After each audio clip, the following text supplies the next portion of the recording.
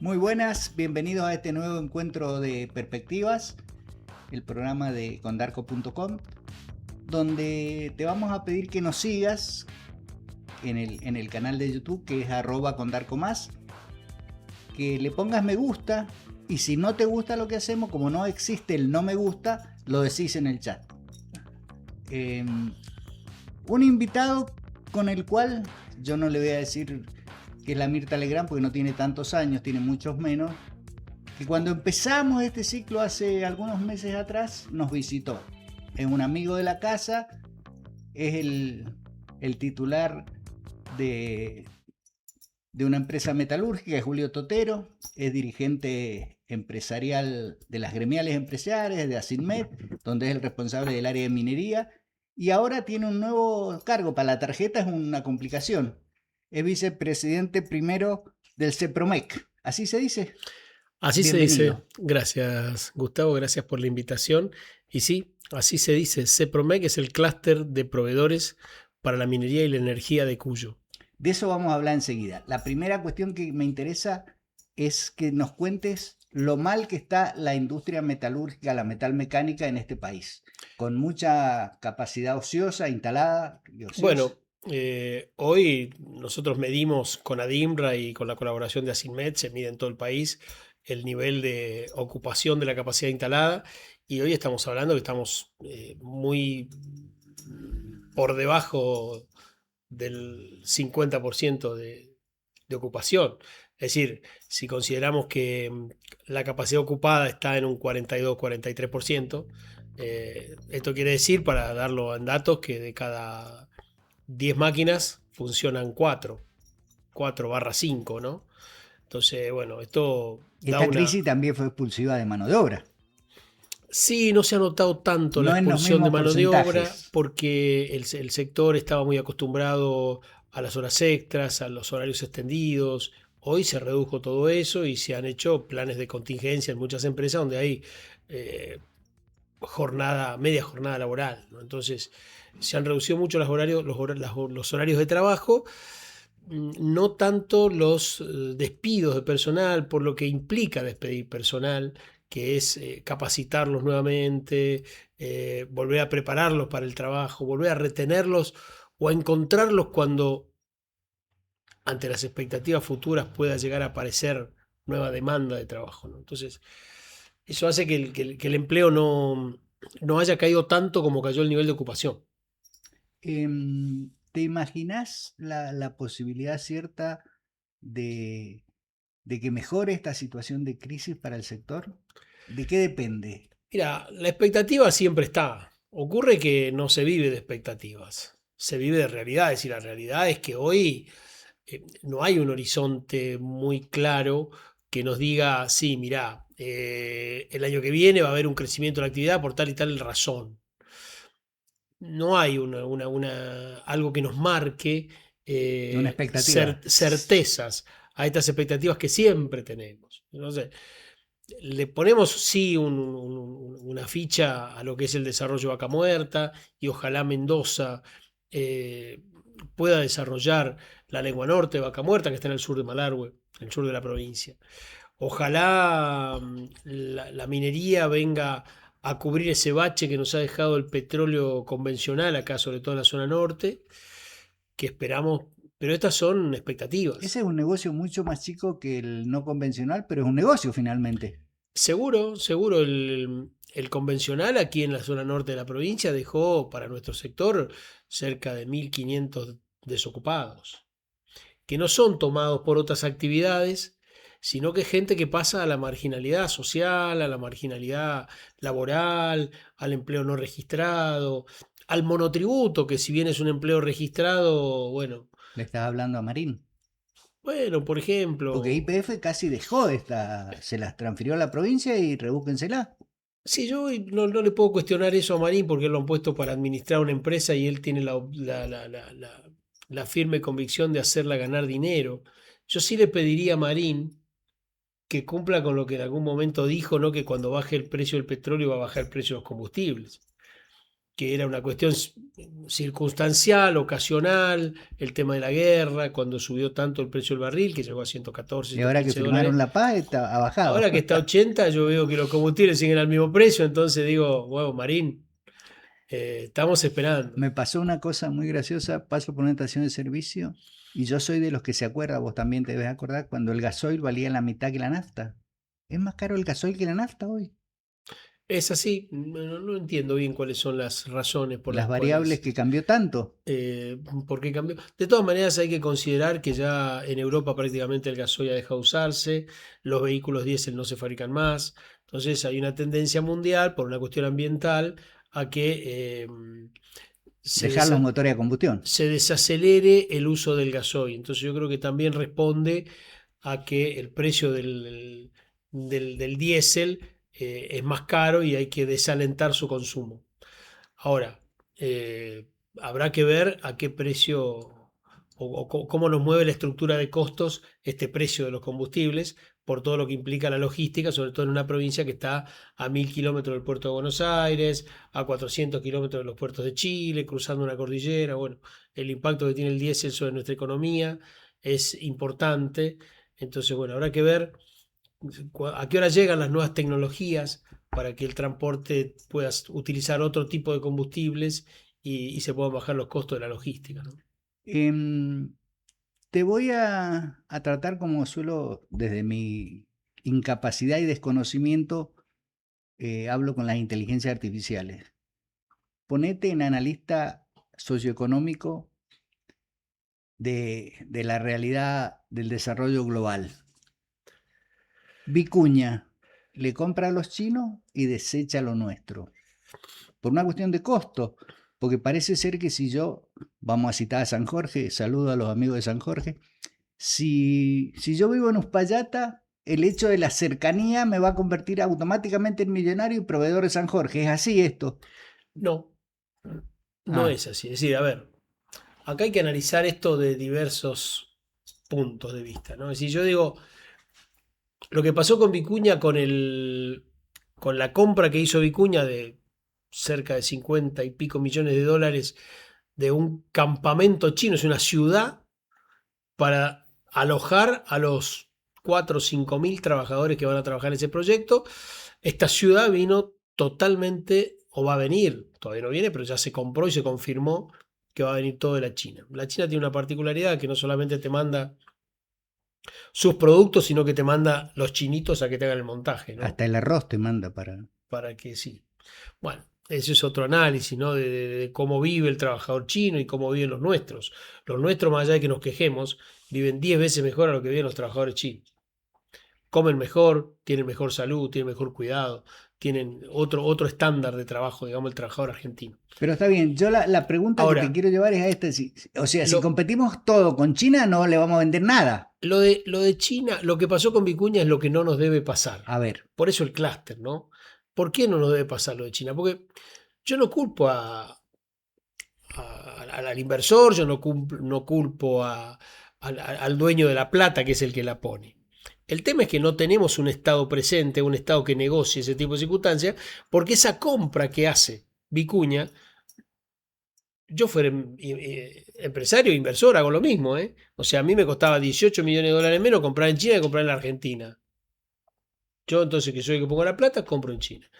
Pero el Estado argentino debe pensar de otra manera. Este gobierno no lo hace, pero debería pensar de otra manera. Y nosotros como ciudadanos deberíamos exigirle que piense de otra manera, porque esta compra que realiza Vicuña a China le hace perder mucho dinero al Estado argentino, le hace perder mucho dinero a las empresas argentinas y nos hace perder la posibilidad de que trabajadores argentinos trabajen en esta provisión de contenedores, módulos habitacionales, llámele como le llame. Es una ciudad donde van a vivir 4 o 5 mil personas durante un largo periodo de tiempo a 4.000 metros de altura en la cordillera. Entonces, tiene también sus formas de ser acondicionado y demás.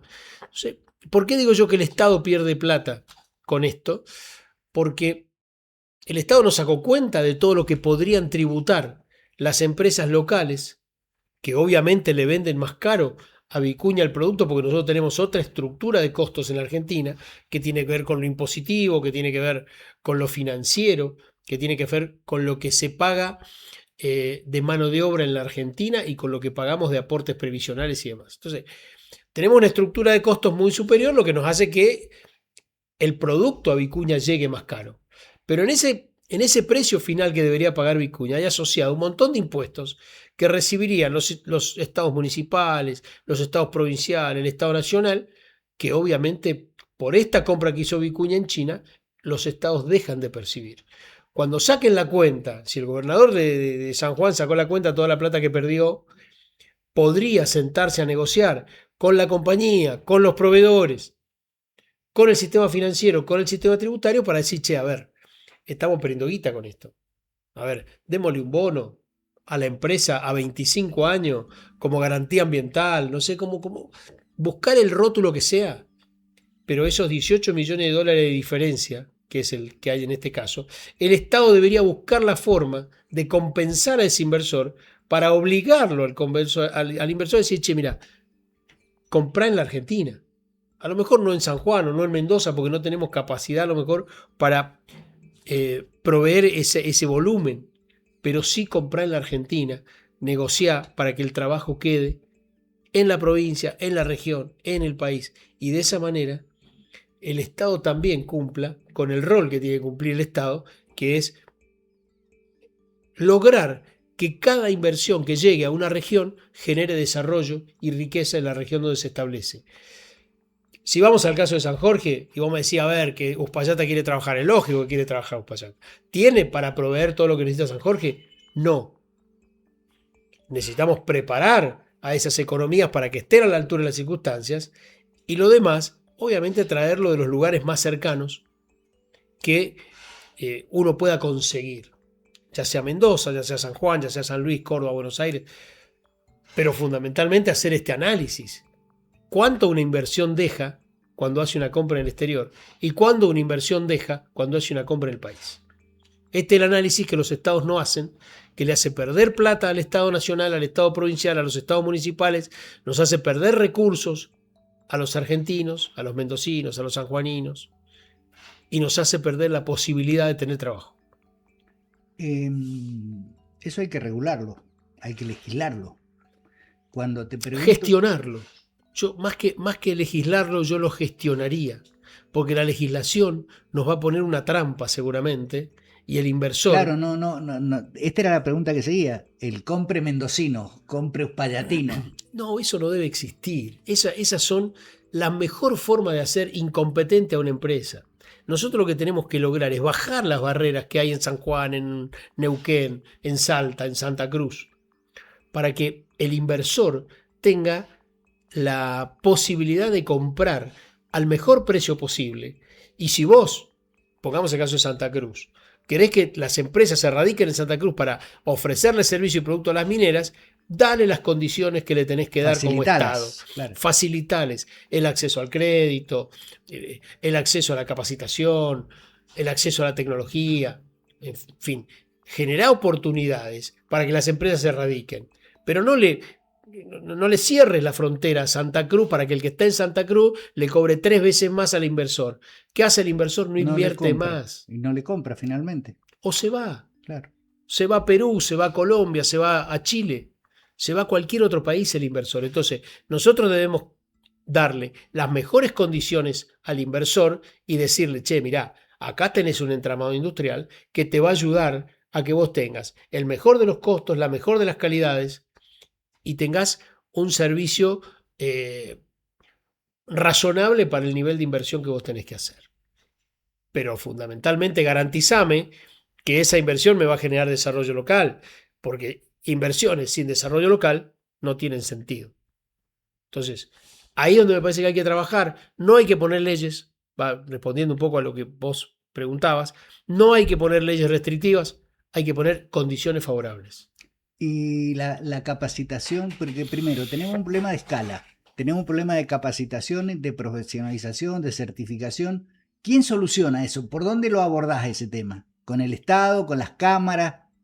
Yo creo que esto es un poco el espíritu del clúster también, ¿no? Es decir, esto es un gobierno tripartito, un gobierno donde participa el Estado, donde participa el sector empresario y donde participa el sector académico, científico y tecnológico. Es decir, acá hay que elaborar planes de acción. Es decir, acá no se trata, nuestra economía por ahí a lo largo de los años no nos ha permitido mucho trazar planes estratégicos y demás, pero creo que hay que seguir intentándolo. Los Estás hablando gobiernos de las políticas de Estado, finalmente. las políticas de Estado que los gobiernos van, viste, vivimos en un país pendular, viste, donde vamos de un extremo al otro, de pronto te cierran la economía, viene otro gobierno, te la abre y vos no sabés para dónde agarrar. Tendríamos que hacer planes quinquenales, ¿te parece? No Como, sé como si hacen los será. chinos. No te quiero llevar, no te Claro, quiero llevar a otro lado. Los chinos vos- lo hacen los planes lo- quinquenales. los chinos hacen planes hoy creo que deben tener un plan a 30 años los chinos, ¿viste? Pero está bien, volvamos, esta era una chanza, obviamente.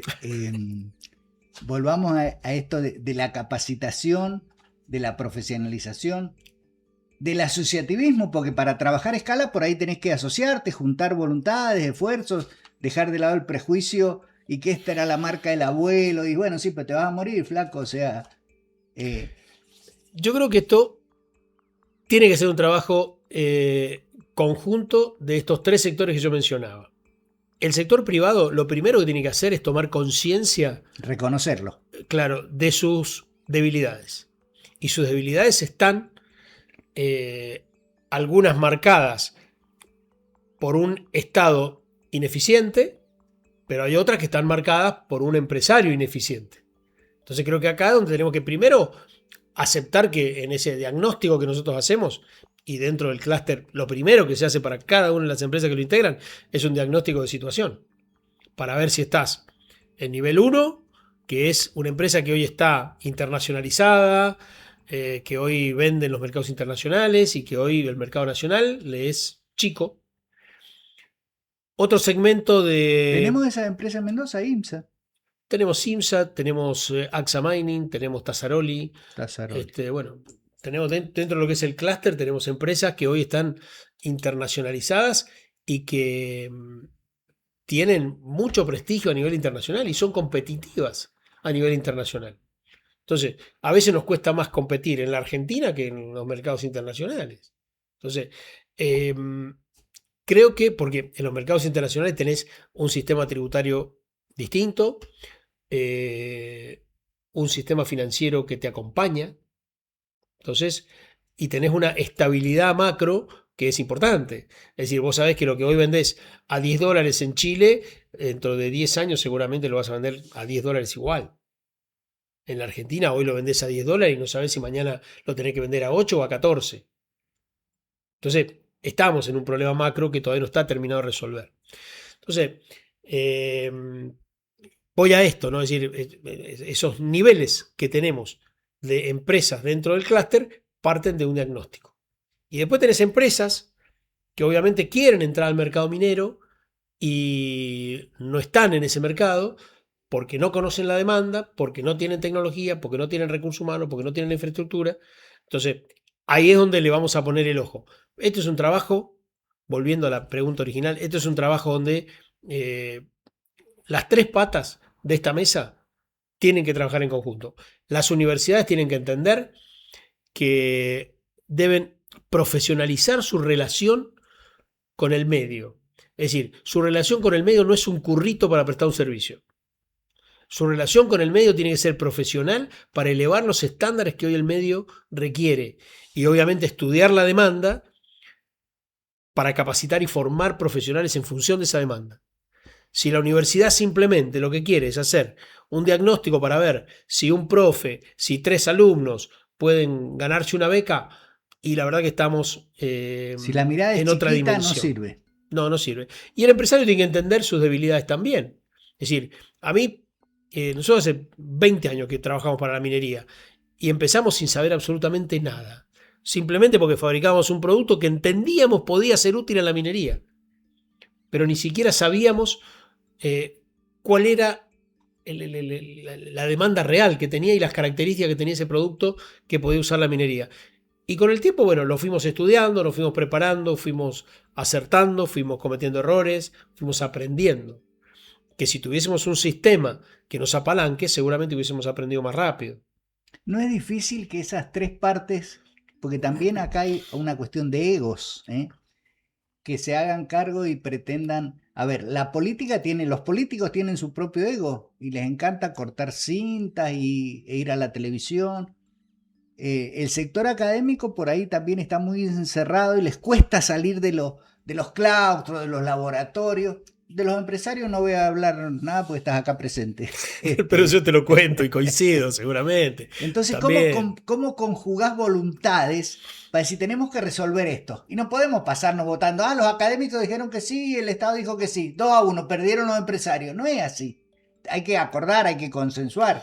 Yo creo que hay que estudiar procesos que se han dado en el mundo y que hay muchos que tienen que ver con esto, con la clusterización, con la vinculación Estado, academia, empresa. Singapur es un ejemplo, Ponele entre Singapur, otros. ponele Italia, ponele Alemania.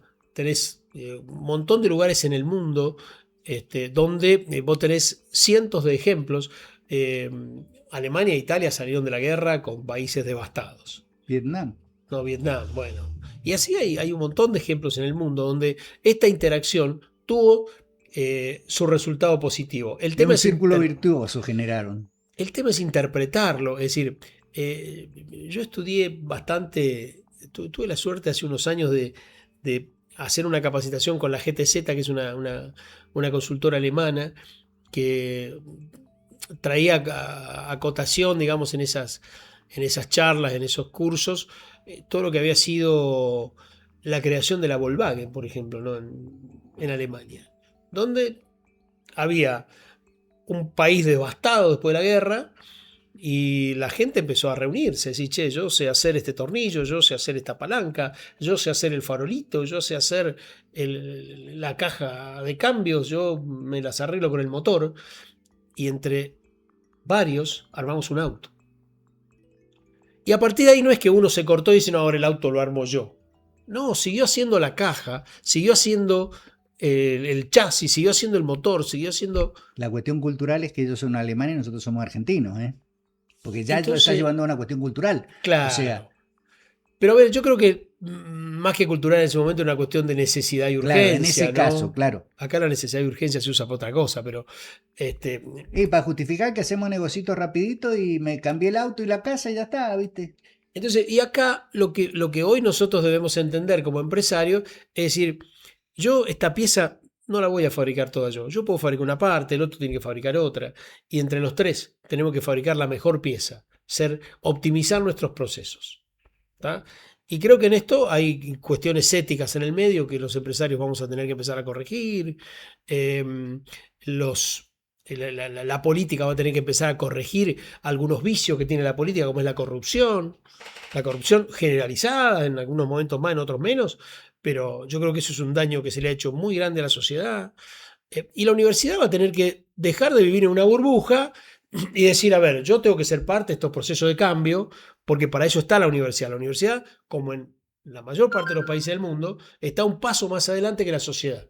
Hoy si vos querés ir a buscar tecnología, tenés que ir a una empresa y no vas a la universidad. La universidad no tiene tecnología, la tienen las empresas. Mirá. Entonces, me parece que hay muchas cosas que de alguna manera tenemos que ir resolviendo entre todos y tener conciencia que esto se resuelve de esa manera. No lo va a resolver la buena voluntad de un dirigente político, la buena voluntad de un dirigente empresario o las buenas intenciones de un rector, rectora de una universidad. Entonces, me parece que ha llegado la hora de asumir estos compromisos y no digo que sea fácil, va a ser difícil. Pero bueno, creo No, que hay pues que ir aparte dando... el marco de la eticidad que le estás dando, a los que conocemos algo de historia y tenemos algunos años, la historia nos ha demostrado que hacemos lo contrario, o sea que por algún lado la arruinamos, ¿no? Sí, yo creo que hemos arruinado muchas cosas. Hemos arruinado muchas cosas, hemos creído muchas cosas también. Le hemos creído a la política y después nos ha ido como nos ha ido. Entonces, me parece que hay que repensar nuevos procesos de integración, hay que repensar nuevos procesos de conducción. eh, y lo vuelvo a traer al clúster, ¿no? Eh, que también hay que liberarlo de los vicios de la política gremial empresaria. Sobre todo ahora que están haciendo, ¿eh? O sea, si Claro, lo criás de chiquito bien, entonces, ¿por qué digo? Porque dentro del gremialismo también tenemos los vicios, ¿viste? Y los egos. Entonces, yo digo, acá hay una cámara que encabezó esto. Una vez que esto esté funcionando, esa cámara se corre y esto queda como una organización civil sin fines de lucro, con personería jurídica, con sus estatutos, con sus presupuestos, con sus recursos, administrado por las empresas, con la participación del Estado y con la participación de la academia, que podrán ir cambiando los actores, pero el concepto tiene que quedar. Creo que ese es el gran logro que debemos tener. Dentro de 2 años me quiero sentar acá y digo, yo dentro de 2 años no voy a ser más integrante de este clúster. Será mi empresa, serán mis hijos, será alguien, pero yo tengo que pasar por las instituciones y dejarlas establecidas. Un ejemplo de esto es Asinmet, por ejemplo, ¿no? Y lo digo no porque yo haya sido parte de eso, o porque sea actualmente parte de eso, pero instituciones donde eh, se reúnen las empresas para definir el bien común, o sea, para trabajar en pos del bien común. Y no simplemente trabajar en pos del beneficio de algún dirigente o de algún negocio puntual o particular. dejarla chiquita y mirar un poquito más allá.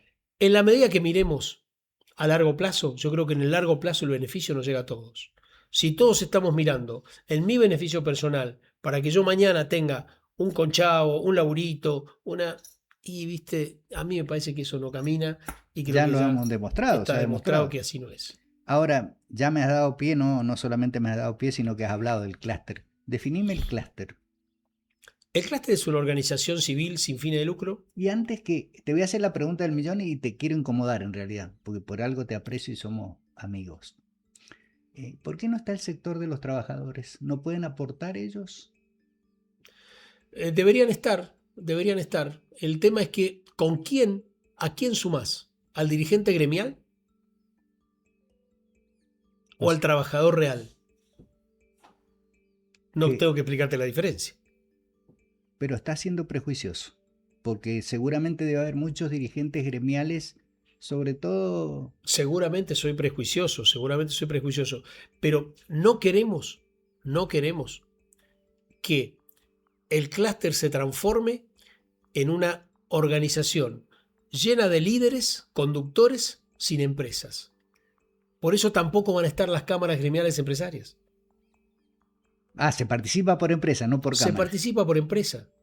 Se participa por empresa y se ingresa a través de un diagnóstico, donde a vos te ubican en un determinado nivel de empresa y donde vos te van a decir, chef, si vos querés trabajar en la minería o te querés trabajar en el petróleo o querés trabajar en la energía, vos te tenés que formar en estas áreas, tenés que incorporar tecnología, tenés que capacitar tu recurso humano, tenés que empezar a entender que los negocios tienen otra escala, tienen otras calidades, tenés que certificar normas, normas de calidad, normas ambientales, normas de seguridad y higiene en el trabajo. Entonces, Normas éticas, compliance, todo lo que es compliance, pero hoy si querés trabajar en minería y petróleo, yo creo que el compliance viene más del otro lado que de este. claro. Las obligaciones las tiene. Las obligaciones las tiene el otro lado. Entonces, yo hoy no me preocuparía tanto. Hoy ya en esos segmentos de mercado, la corrupción, hay amiguismos, hay un montón de cosas en el medio, pero me parece que la corrupción ha quedado de lado. Ya hay sistemas que están muy controlados y ahí creo que hay una ventaja para no tenerle tanto temor a esas cuestiones que tienen que ver con la corrupción. Entonces, creo que hay mucho trabajo por hacer, pero por sobre todas las cosas hay que sacar las organizaciones que terminan siendo un lastre para los procesos de clusterización. Nosotros hemos tenido muchos comentarios de cámaras empresariales que dicen, che, ¿y por qué yo no estoy? No es que vos no estés, no están las cámaras, llama a tus empresas. Llama a las empresas que se asocian a esto. ¿Para qué?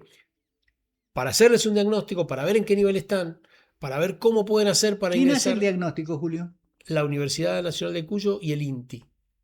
Con lo cual uno parte del supuesto que ese diagnóstico no tiene ningún prejuicio, parten a partir entendemos que no de la tiene seriedad. ningún vicio oculto, Claro. digamos. Ningún vicio oculto, porque la universidad lo hace conjuntamente con la empresa para que la empresa diga, mira, yo tengo esto, y la universidad, estudiando la demanda, dice, che, mira, vos te está faltando esto.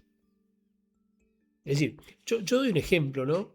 Es decir, yo cotizo una obra en minería, una cinta transportadora, que es la especialidad nuestra, y a mí el pliego licitatorio me dice, esta cinta lleva 8.000 toneladas por hora. Cuando yo empiezo a pensar lo que son 8.000 toneladas por hora, estás hablando que son 30 camiones, ¿no? O sea, 30 camiones cargados por hora tiene que transportar esa cinta. Yo digo, ¿qué es lo más grande que yo hice? Y lo más grande que yo hice llevaba 1.000 toneladas por hora. Que ya era grande cuando la hice, ¿no? Yo pensaba, digo, yo nunca más voy a hacer algo más grande que esto. Sí, esto tiene 8.000. Entonces yo digo, ¿lo puedo hacer? Y no, me cuesta hacerlo, no tengo expertise para hacerlo, entonces tengo que empezar a buscar aliados, expertos. Hoy la IA nos ayuda bastante en estos procesos, ¿no? De búsqueda de información sobre todo, y nos cuesta. Entonces, la universidad tiene que conocer esa demanda para decirle al empresario, che, mira, esto es lo que está demandando el sector empresario. Vos tenés que hacer esto, esto y esto para llegar a estos niveles. Esos diagnósticos lo hace la universidad y no creo que tenga intenciones Claro. de dibujar algún resultado porque no tendría sentido. Te interrumpí cuando me estabas contando que era una organización civil sin fines de lucro con una comisión directiva cuya vicepresidencia primera ejercés. Correcto. Y algo más sobre el clúster, ¿no? Que tiene que ver con esta pregunta que vos me hiciste. El clúster es una organización asentada en un determinado territorio donde intervienen todos los actores que se consideren necesarios para el cumplimiento del objetivo que tiene el clúster. ¿Por qué digo todos los actores? Porque a veces se malinterpreta que un clúster es simplemente una asociación de empresas en búsqueda de un negocio puntual. Y esto no funciona de esa manera. Ya tuvimos 2 ejemplos que fracasaron rotundamente acá en Mendoza de clústeres, porque en definitiva lo único que buscaban era un negocio puntual. Y yo participé de las 2 instancias. Una que fue el clúster Fray Luis Beltrán, que hasta nombre le pusimos. Mirá, imagínate tanta representación como Fray Luis Beltrán para los metalúrgicos, que fue cuando IMSA empezó con el negocio de Venezuela. Y mirá lo que terminó. O sea, el clúster terminó con Venezuela. La segunda, ahora IMSA va por la revancha. Ahora va por la revancha. Bueno, ojalá creo que cobren lo que Venezuela les debe y que eso ayude al fortalecimiento de la compañía y por sobre todas las cosas que siga adelante el proceso de instalación de todas esas turbinas que hoy están tiradas ahí en el Rodríguez Peña, para que se instalen en Venezuela, puedan generar energía y los venezolanos puedan vivir mejor. Pero el otro clúster se hizo o se intentó hacer con Portezuelo. Cuando se hablaba de construir Portezuelo al Viento, entonces armamos un clúster para decir, bueno, a ver cómo posicionábamos a las empresas. Pero en realidad era un negocio puntual, que el negocio se cayó, el clúster se extinguió. En los 2 casos pasó exactamente lo mismo. Hoy esto es diferente. Primero porque no participan solo las empresas, sino participa el Estado, participa el sector académico, científico y tecnológico. Con un objetivo que es abordar una demanda que es mucho más amplia, no solamente nacional, sino una demanda internacional, y que obviamente no es un negocio puntual. Dentro del clúster se podrán dar asociaciones entre empresas para abordar algún negocio, para desarrollar algún un proyecto, alguna idea, un producto, pero el clúster está muy por encima de lo que significa simplemente una asociación de empresas. Ahora, cuando vos lo planteas así, obviamente se me viene a la cabeza la Universidad de Chicago cuando decidió analizar la situación social y llegaron y lo viven repitiendo el estudio de la marginalidad y generaron opciones, desarrollos, una serie de cosas muy interesantes. La responsabilidad que le estás cargando al clúster es casi de prever y coadyuvar al desarrollo futuro de esta provincia. En parte es un aporte al desarrollo de la provincia. Es decir, en la No, porque medida que se desarrollen las empresas, obviamente la generación de empleo eh, se va a ver afectada favorablemente. En la recaudación de impuestos el Estado también lo verá en sus cuentas, hoy cada vez más decaídas. Entonces, bueno, es un aporte. No vamos a solucionar el problema de empleo que tiene la provincia, ni vamos a solucionar la situación de tantas familias que hoy la sufren, ¿no? si Pero imaginás es un situaciones aporte. de desarrollo, sí es un aporte importante a la generación de empleo. En la medida que todos lo entiendan, en la medida que todos lo entiendan, yo creo que es lo que hace falta en la Argentina. Es decir, que entiendan que de esto se sale con desarrollo, esto no se sale de otra manera. No solamente con políticas macro, con estabilidad de la moneda, con dejar de emitir, con cerrar el déficit público, ¿no? Es decir, acá se sale con desarrollo. Lo demás es necesario, pero obviamente nos va a llevar cada vez a tener una economía mucho más chiquita, más chiquita, más chiquita, más chiquita, hasta que quedemos todos viviendo con lo Y opuesto, ¿no? Entonces, circunscripta a algún sectorcito o sector. sí, sí, algún sector, yo creo que hay sectores que van a seguir traccionando la economía. El sector de petróleo y gas yo creo que va a seguir. De todas maneras, sin políticas que acompañen ese desarrollo, no va a generar impacto en la sociedad. Está bien, pero el clúster está en condiciones de proveer esta dificultad que tiene la gestión, ¿no? Es decir, a ver, ¿cómo solucionamos el problema financiero, el problema del crédito en este país? ¿Vas a poder aportar ideas? Lo estamos haciendo, de hecho lo estamos haciendo Bueno, y acá se cae el fondo de la transformación, modificaciones, creo que es sí, una cosita yo creo chiquita. yo creo que si se cae el fondo de la transformación lo tiene bien merecido, ¿no? Me parece que no ha generado los resultados que la economía esperaba, no ha sido transformador absolutamente nada, excepto en algún momento que le sirvió a algún sector de actividad económica. eh, Al resto no le sirvió. O sea, las SGR, la Sociedad de Garantías Recíprocas, de la cual tanto hablamos, vos llegás a una sociedad de garantías recíprocas y lo primero que hace es cobrarte una comisión del 3%, ¿viste? Por la plata que te van a prestar y te la Primero deducen. vas poniendo, Y te después la vemos. deducen en la primera cuota, ¿viste? Entonces apenas te liquidan el préstamo y te deducen la comisión, cuando lo que te cobra una SGR acá de comisión está por encima de las tasas que te cobran en el mundo por darte un crédito. Entonces vos decís, ¿esto funciona? No, esto no funciona. Estos son parches que fueron poniéndole a la economía, a través de esos parches dejaron estructuras que terminaron siendo muy pesadas y costosas, que lo único que hicieron fue Conchavar amigos. conchabar amigos, impedir que se desarrolle normalmente la economía. Yo fui un crítico bastante importante de lo que fue el Plan Mendoza Activa, que tuvo su aporte favorable en un momento de pandemia. Me parece que fue una buena herramienta en el momento de Para pandemia, superar esa crisis de para la superar pandemia. esa crisis donde era necesario, porque es como yo interpreto el Estado, un Estado que intervenga en los momentos que debe intervenir y que salga en los momentos que tiene que salir. Acá intervino, le gustó el negocio Se quedó. y se quedó. Y después, claro, todos íbamos y decíamos, yo presento un proyecto de Mendoza Activa, invierto $100.000 y el Estado me devuelve 40.000. Esto no pasa en el mundo. Es decir, que vos inviertas $100.000 y el Estado te devuelve el 40% de la inversión. Entonces, evidentemente estas cosas son las que nos llevan a una situación de crisis después. Porque el La Estado no... irracionalidad en ese tipo de gestiones te termina arrastrando, te termina llevando puesto. Porque yo terminaba comprando una máquina con ese subsidio que me daban, terminaba comprando una máquina en China y de pronto la plata que a mí me daban iba a parar a la China y la plata que yo me ganaba, que me devolvía el Estado, me servía para pagar mis impuestos. Mira. Entonces, no tenía sentido esto. Yo lo discutía, obviamente. Hoy, terminado el plan, puedo salir a decirlo, porque si no, mis amigos que estaban de acuerdo con este proceso me matan, ¿viste? Pero yo la peleaba todos los días. Esto me parece una cosa que no genera desarrollo. Entonces, ¿a dónde tenemos que apuntar con las políticas? El clúster es un aportecito, un granito de arena, todo eso. A que las políticas que tienen que ver con la inversión tienen que generar desarrollo local. Y las políticas macroeconómicas que el gobierno lleva adelante deben estar acompañadas por políticas de desarrollo.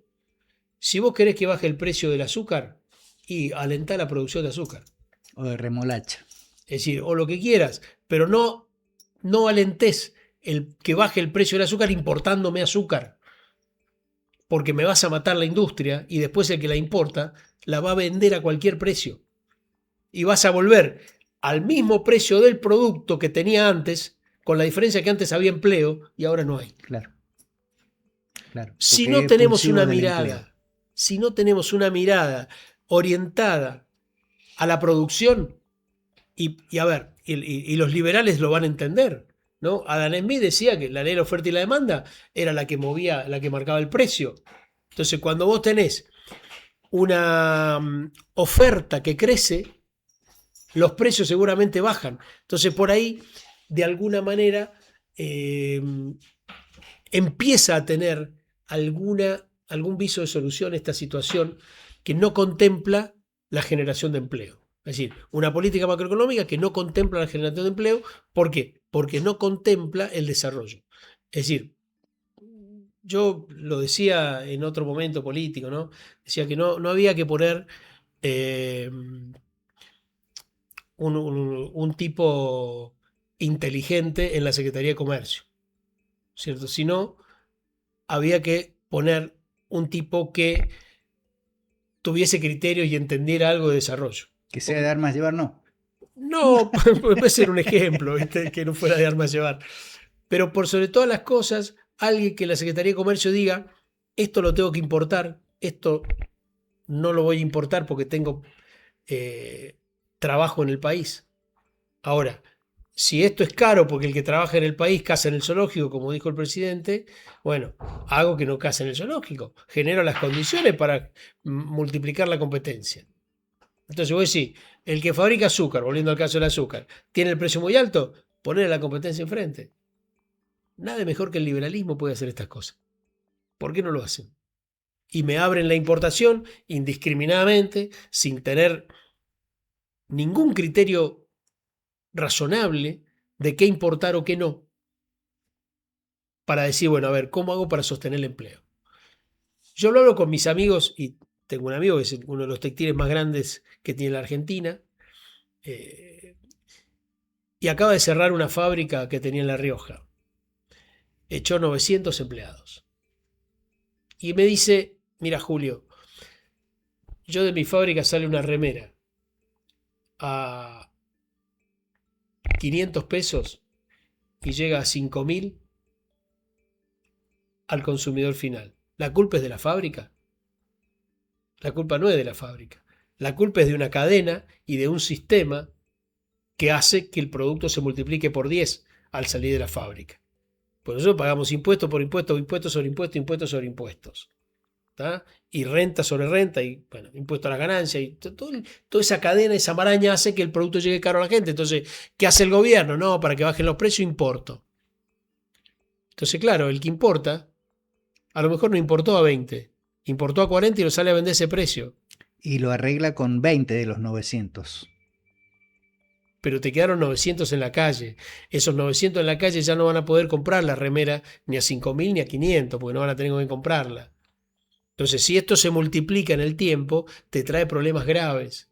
Y hoy creo que el gobierno lo debe estar mirando, porque yo creo que no son ciegos. A lo mejor no lo valorizan como lo deberían valorizar, pero todo el cordón industrial del Gran Buenos Aires hoy es un polvorín. Es decir, ese cordón industrial, digo el del Gran Buenos Aires porque es el más grande, ¿no? Pero también el del Gran Rosario.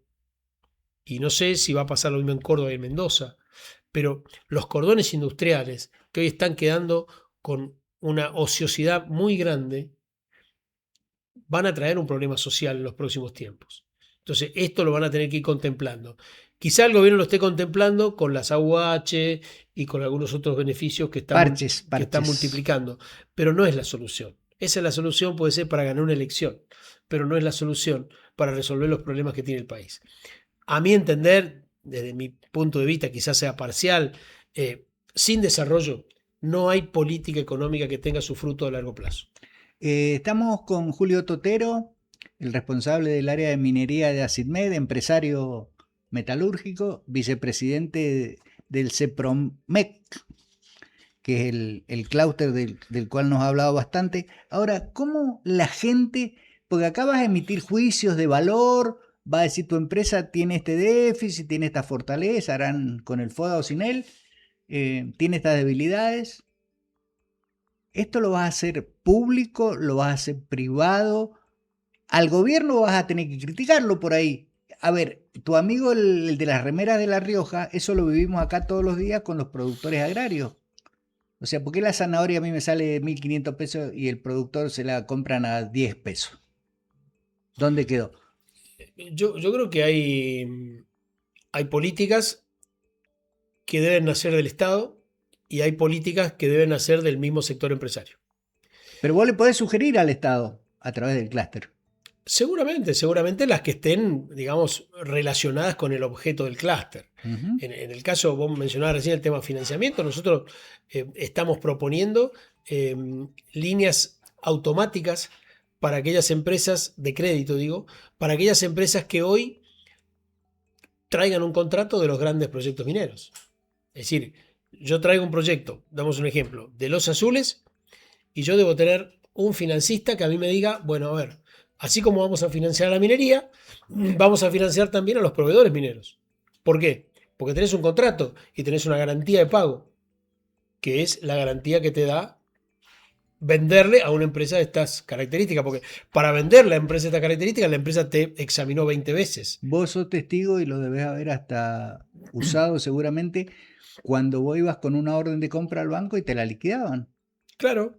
Bueno, nosotros estamos pidiendo un sistema parecido, que obviamente no sea con las tasas usurarias que hoy tiene el sistema financiero argentino, que muchos te pueden decir, y sí, pero son tasas negativas, porque la inflación es del 25 y vos tenés una tasa del 20 hoy en los bancos. Así sea el 20 con un dólar anclado, la Es tasa altísimo. termina siendo un 20 en dólares, ¿no? Entonces, esto me parece a mí que hay que ponerlo en manifiesto porque no sirve el sistema financiero como está planteado hoy. Entonces, una tasa, un apalancamiento financiero para comprar esas grandes órdenes de compra, pero yo lo tengo que saber con anticipación para yo ir a mi cliente. ¿Eso necesariamente tiene que ser en este país? ¿No podría ser en el exterior? Podría ser en el exterior, pero como después tenés que calificar en el exterior. Y si vos no estás radicado en el exterior, tenés problemas de calificación Ujú. y de pago después de ese crédito o de ese adelanto que te puedan dar para iniciar una obra. Entonces, si yo puedo decirle a una compañía minera, decir, mirá, yo no te voy a pedir el 50% de anticipo. Yo voy a financiar la obra porque yo tengo donde apalancarme financieramente. Le resolvés el problema a la compañía, evitás el pago de seguro de caución, bueno, evitas acelerar los procesos porque tenés que transformarlo en un otorgamiento de créditos, no te voy a decir automático, pero por lo menos muy ágil. Entonces, creo que esas herramientas hay que empezar a trabajarlas. Y eso sí, son propuestas del clúster, son las que estamos trabajando. Sobre el tema de los diagnósticos y de lo que le faltan a las empresas, de eso también se está trabajando y eso va a disparar análisis que te digan, che, mira, yo necesito tal infraestructura, yo necesito tal tecnología, para eso vas a necesitar financiamiento también, ahí ya te vas a tener que apalancar en el sistema financiero actual, habrá que ver si aparecen líneas específicas para estos casos, bueno, me parece que hay que trabajarlo. Esto tampoco queremos interferir con el clúster en las responsabilidades o actividades que tienen las cámaras gremiales. Es decir, el clúster se enfoca en los intereses del clúster. Las cámaras gremiales por ahí se enfocan en cosas más globales, más generales, cosas que tienen mucho que ver con la legislación actual, con otras cuestiones sectoriales. El clúster es un clúster que admite empresas de todo tipo, desde las que proveen alimentos hasta las que proveen bienes de capital. Entonces ahí te enfocás en cómo ponerlas en los niveles que hoy necesita la demanda. Y después las cámaras sectoriales pedirán por lo sectorial. Cuando vos me mencionabas lo de la zanahoria o lo del precio de algunos productos, yo siempre he pensado esto, ¿no? Es decir, es muy difícil agrupar a los productores agrícolas. Y los productores agrícolas deberían entender que es la única salida que tienen, agruparse, asociarse, establecer políticas comunes de comercialización y Es muy que decir, cada uno cuida su quintita, valga la Claro, viste, o sea, estás arrancando la zanahoria y no querés que tu vecino te mire porque no sabe a ver qué tamaño tiene, cuánto sacaste por hectárea, viste, y eso hay que terminar con esos vicios. Entonces me parece que hay una gran responsabilidad del sector productivo en la no, más allá de que hay problemas globales que nos afectan a todos, ¿no? La falta de crédito, los problemas con el agua, bueno, todas estas Sí, cuestiones que todos sus conocemos, costos operativos, los fertilizantes, todas esas cuestiones. todos los costos que tiene el sector agrícola, pero lo que sí es cierto que nosotros, teniendo territorio, no nos abastecemos de todo lo que podríamos abastecernos. Hablo del sector agrícola, pero también podría hablar del sector ganadero. El sector ganadero, es decir, nosotros tenemos condiciones para criar cerdos, para criar pollos y no nos abastecemos. ¿El clúster está circunscripto a la cuestión petrolera, gasífera, minera y energética? Por el momento, sí, ese es el objetivo del clúster. Pero podrás ampliar con una asamblea el estatuto, porque por ahí podés hacer estos aportes que estás refiriendo a la ganadería, a la cuestión agraria, eh, Sí, con... esto yo creo que queda más un poco a la propuesta de las cámaras o de las federaciones, ¿no? Es decir, las cámaras de segundo grado, que ellos que son más generales en el análisis de determinados temas, ¿no? Pero a mí me parece que hay que agarrar, Mendoza debería tener una política de desarrollo sector por sector, desde el sector agrícola, el sector agroindustrial, el sector ganadero, el sector metalúrgico, el sector de la industria de la madera y No hace muchos muebles. años en el rubro tuyo en la metalurgia teníamos empresas carroceras en esta provincia. Sí, de tantas cosas, ¿no? Es decir, a ver, yo sé que los hábitos de consumo van cambiando, las tecnologías van cambiando, hay que ir adaptándose eh, y, y van pasando cosas en el medio. Hay que ir de alguna manera teniendo eh, la agilidad necesaria para ir adaptándose a los nuevos tiempos, ¿no? Entonces, a ver, nosotros como sector, hablando del sector metalúrgico llegó a exportar 250 millones de dólares por año. ¿Tá? Es decir, y eso explotaba el año que IMSA exportaba, ¿no? A 400, 500 millones de dólares. Hoy la metalúrgica, yo no sé si este año pasado hemos llegado a los 20 millones de dólares. Estamos hablando del 10% de lo que en algún momento se exportó. Es terrible la ¿Y cifra que esto está por qué? dando. Y esto pasó. Y esto pasó porque se terminaron las políticas de promoción del comercio internacional de un determinado sector. Y Mendoza pasó a ser monopolizada por el sector del vino, donde llegó en algún momento a exportar 1.000 millones de dólares y hoy está en los 600. 600. ¿Tá? Entonces, me parece que Mendoza eh, pensó que con una actividad eh, determinada íbamos a resolver los problemas de esta economía y resulta que terminamos defendiendo un modelo que quizás sea para la cuarta parte de estos habitantes que tiene la provincia. Claro. Entonces hay que ver qué hacer con las otras tres cuartas partes. Y para lo otro hay que aplicar políticas.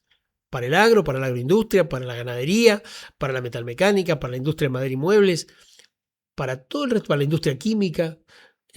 Bueno, hay que aplicar políticas sector por sector, conocer cada uno de los sectores, ver qué potencialidades tienen, cuáles son las debilidades que tienen y sobre todo decir si es factible que sigan vivos o no. Si se justifica que Es existan. decir, porque es muy probable que a algunos no se justifique su existencia, Ah, que se justificó en un determinado momento y hoy le tenés que decir, che, transformate porque tu producto va a dejar de ser consumido. Entonces, a ver, a mí me parece que estas deben ser las políticas. Es decir, Mendoza debería tener eh, una, una discusión sobre su matriz productiva, no hablar simplemente del, del, del discurso de la matriz productiva. La matriz productiva es que tenemos una matriz diversificada y que ahora le estamos agregando minería. Bárbaro. Ahora, en el medio, esa matriz diversificada que tenemos es escasa para los 2 millones de habitantes. Entonces tenemos una matriz diversificada que le da de comer a un cuarto de la población. Hace falta generar política para los otros tres cuartos. Entonces, hay que agarrar sector por sector y decir, a ver, ¿qué voy a hacer con las hortalizas, con los frutos secos, Con los duraznos al natural, voy a competir con los griegos, ¿qué vamos a hacer? con la agroindustria, con todo, ¿no? Julio, yo Yo hablo demasiado, eso es lo que no pasa. lo repito. No, yo te agradezco infinitamente. Estamos con Julio Totero, vicepresidente primero del CEPROMEC. Yo te agradezco la pasión que le pones a las cosas porque la transferiste, claro. Me resta solamente la última pregunta. Te pido que no te pongas el cassette. No es de fútbol, así que tranquilízate. ¿Cuándo te dedicas a la política? Mira, lo intenté en algún momento Soy testigo. y fracasé con todo éxito porque evidentemente, bueno, necesitas algunas otras cosas, no solamente una buena intención para dedicarte a la política, necesitas dinero, necesitas estructuras y hoy es muy difícil contra las estructuras partidarias. El fenómeno Milei demostró que por ahí no es tan difícil, ¿no? Pero bueno, hay que tener seguramente otras condiciones que yo no tengo, seguro. Entonces, me gusta la política, la vivo con mucha pasión. En mi familia se habla permanentemente de política, se discute de política, y hay radicales, peronistas, liberales, socialistas, hay entre los amigos igual, y yo la discuto y creo que algo que siempre voy a defender es la posibilidad de que todos nos sepamos escuchar. Es decir, porque en la política a veces no se escucha y en la sociedad no nos escuchamos. Entonces me parece que lo primero que tenemos que hacer es empezar a escucharnos. Y a todo aquel que le guste la política, que no tenga miedo, que no piense que no, en política no llegas nunca. Se puede llegar en política. Se puede llegar en política, tenés que tener paciencia, pero también tenés que tener recursos. Si no tenés recursos es muy difícil. Bueno, Y si no, tenés que empezar muy jovencito, ¿viste? o buscar un sponsor, le vendés el alma al diablo y O listo. buscar un sponsor, seguramente hay muchos que han recibido algunos llegado sponsors, con que han sponsor. llegado gracias a los sponsors. Julio, infinitas gracias por la claridad conceptual y siempre es un gusto escucharte. A pesar No, que me debes material que quedaste de mandarme, igual que fotos y todo que no me mandaste, no tengo nada. pero bueno, Pero lo voy a yo sé hacer, que sos amigo, así que te pero lo aprecio voy a igual. hacer. A mí me gusta escribir. Por ahí, este último tiempo, por cuestiones laborales, he estado muy, muy compenetrado en eso y con muchos viajes y cosas que todavía me queda un largo camino todavía este año. Pero me gusta escribir y voy a cumplir con lo que te prometí. Bueno, se agradece. Julio Totero estuvo con nosotros. No te olvides de poner me gusta y de seguirnos en el canal de YouTube con Darko Más. Y bueno, hasta la próxima. Chau, chau.